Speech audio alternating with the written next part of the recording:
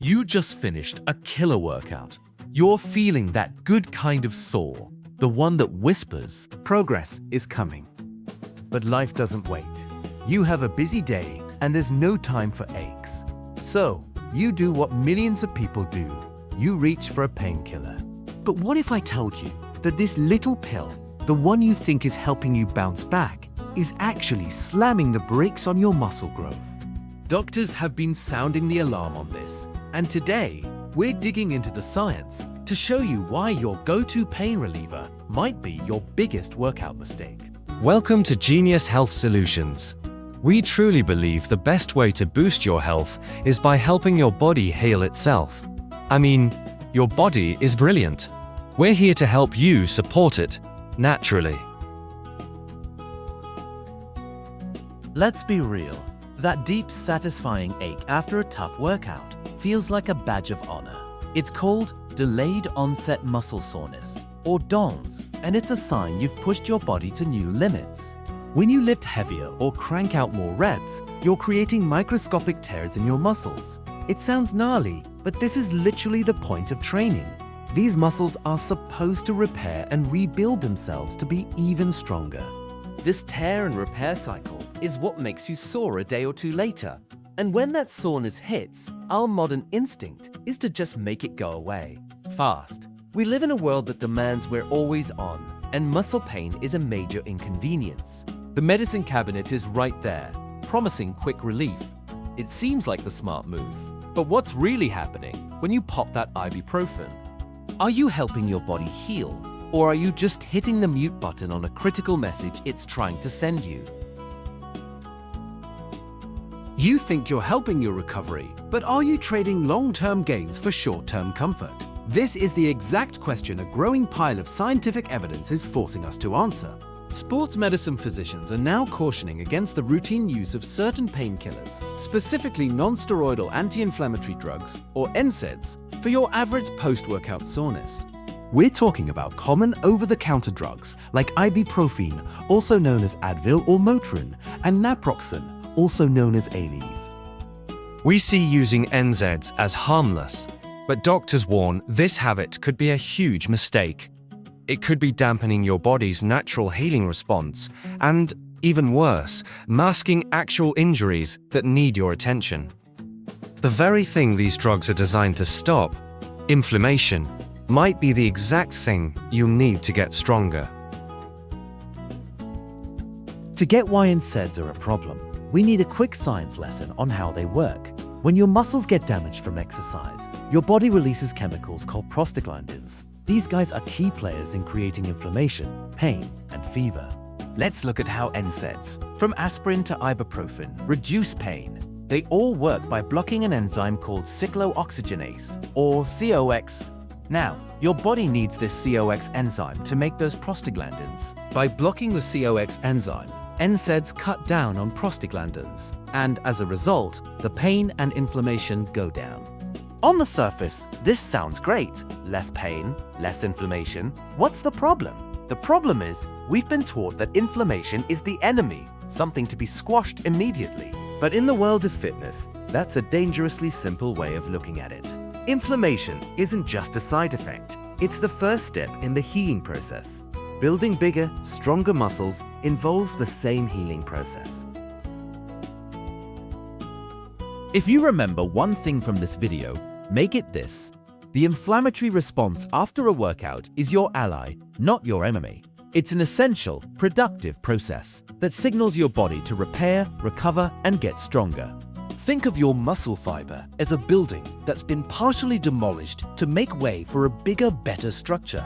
Inflammation is the cleanup crew and the first wave of construction workers arriving on site. It's the body's healthy and natural response to start rebuilding the muscle to be stronger than before. When you take an NSAID, you're basically telling that crucial construction crew to pack up and go home. The anti-inflammatory effect that brings you pain relief might also blunt your body's natural healing and adaptation. This whole process is called muscle protein synthesis, and it's the holy grail for anyone trying to build muscle and strength. Several studies have shown that NSAIDs can interfere with this vital process.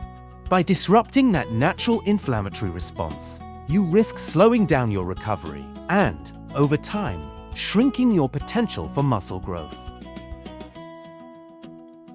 So, what does the research actually say? Will a couple of ibuprofen completely kill your gains? The answer is nuanced, and it seems to really depend on how much you take and how often.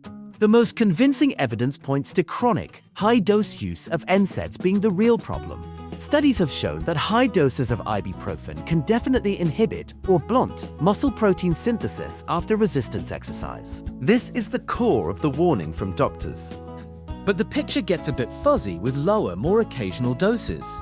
Some research found that a moderate 400 milligrams dose of ibuprofen daily didn't seem to hurt muscle growth over a 6-week period. For older folks, some studies suggest that NSAIDs didn't quite get in the way of muscle growth from long-term training. Plus, some recent studies on exercising animals and humans found that chronic low doses, or even a single high dose, didn't have a major effect on muscle size or the signals for muscle growth. So, what does this all mean for you? Well, the general feeling is that while a little pill now and then for really awful soreness isn't likely to ruin all your hard work, however, relying on them all the time really isn't a good idea. And to top it off, studies have shown that for regular muscle soreness, ibuprofen isn't even that helpful, offering barely any benefits over nothing at all. So, you might be taking all the risks for almost no reward. But it's not just about hurting your gains. There's another big worry, see? Masking the pain.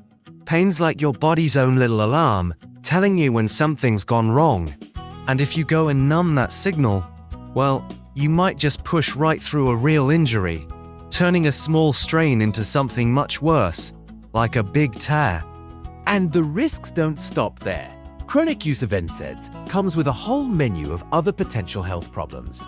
Because prostaglandins help protect your stomach lining from acid, blocking them can lead to gastrointestinal issues, like ulcers and bleeding. Prostaglandins also help regulate blood flow to your kidneys. When you mix using NSAIDs with the dehydration that can happen during a tough workout, you can put serious strain on your kidneys. Long-term use has also been linked to a higher risk of cardiovascular problems. There's just no solid evidence to suggest that popping NSAIDs regularly reduces injury risk or improves performance for the average athlete. If this science-backed breakdown is making you rethink your recovery, do me a favor and hit that subscribe button and ring the notification bell so you don't miss what's next. And drop a comment below. What's your go-to method for dealing with muscle soreness? I'm genuinely curious to see what everyone is doing. So, if we're leaving the painkillers on the shelf, what should we be doing? Luckily, there are plenty of safer, evidence-based ways to manage muscle soreness that actually help your body's recovery process. First, think prevention. The best way to reduce severe soreness is with gradual progression. Slowly ramp up your workout intensity and give your muscles time to adapt. Second, embrace active recovery. Gentle movement like walking, stretching, or light cardio can boost blood flow and provide relief. Tools like foam rollers and massage have also been shown to help with symptoms. Third, nail your nutrition and hydration. Getting enough protein and carbs after your workout gives your body the building blocks it needs for repair, and staying hydrated is key for your kidneys and overall recovery. Finally, and maybe most importantly, prioritize sleep. This is when the magic happens, when your body does most of its repairing and growing. Now, if the pain is so bad, you feel you absolutely need something. What's the move? Some used to suggest acetaminophen, Tylenol, because it works differently and isn't an anti-inflammatory. However, research now shows that over-the-counter doses of acetaminophen can also suppress muscle protein synthesis after a workout, similar to ibuprofen. It also comes with its own risks, especially to the liver, so it should never become a habit. Here's the bottom line. Doctors and researchers strongly advise against the routine use of ibuprofen and other NSAIDs for post-workout soreness. They offer very little proven benefit for that kind of ache, can get in the way of the muscle growth you're working so hard for, and carry significant health risks when overused. An occasional pill for unusually bad pain probably won't set you back, but it has to be the exception, not the rule. Your default strategy should always be to listen to your body and support its natural recovery with smart training, good food, plenty of water, and solid rest. That ache in your muscles isn't a problem to be silenced with a pill. It's the sound of you getting stronger. Embrace it, manage it intelligently, and you'll hit your fitness goals faster and more safely. So, if you're digging this and want to uncover more natural genius hacks to supercharge your health, smash that subscribe button and ping that notification bell so you don't miss out on what's coming up next. And hey, we're all ears. What's been your story? Spill the beans in the comments below, and let's get the ball rolling.